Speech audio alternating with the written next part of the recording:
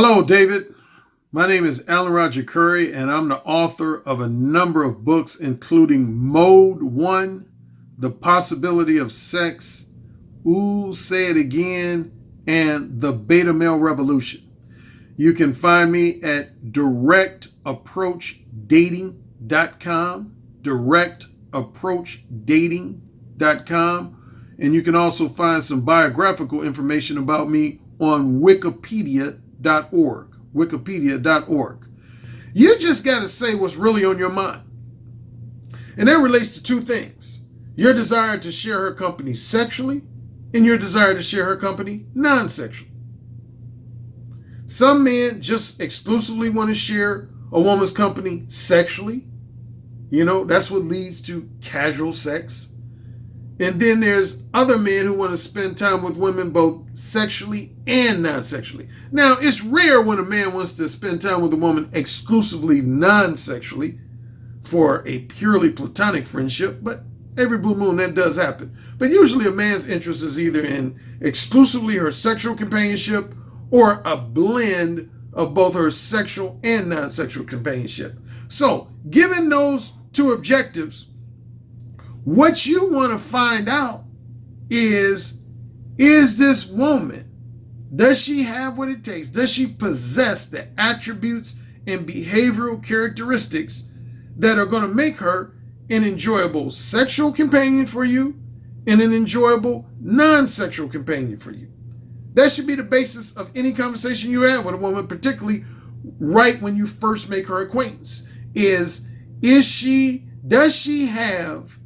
Does she possess the particular attributes you're looking for in a woman, the particular behavioral characteristics you're looking for in a woman that will make her a potential desirable sexual companion for you and a potential desirable non-sexual companion? On a non-sexual end, you want to find out how many common interests do you have with that woman? Do you share a lot of hobbies and interests? Do you have the same taste in food? Do you have the same taste in movies? Do you have a similar educational background? Are your career aspirations similar to each other? Basically, all your questions that you ask of a woman should center on finding out, is this a woman who I would like to spend time with in a non-physical, non-sexual way on a day-to-day basis, a week-to-week basis, and or a month-to-month basis. So that should be your objective non-sexually. And then sexually. Some men are afraid to talk about sex. But one of the things I talk about in my books is that you should never be afraid to bring the subject of sex on the table. Introduce sex into the conversation. Because you want to find out, is this a woman who's going to potentially make a desirable sexual companion for you? For example, if you have a high interest in oral sex, but the woman you're in conversation with hates oral sex, she thinks it's disgusting, why would you want to have 3, 4, 5, 6 conversations with a woman like that?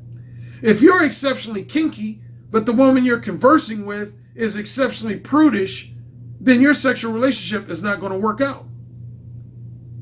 You understand what I'm saying? So, or for example, something as simple as you want to know, is she sexually clean? Is she sexually healthy? Meaning, has she ever tested positive for any sexually transmitted diseases, i.e. STDs?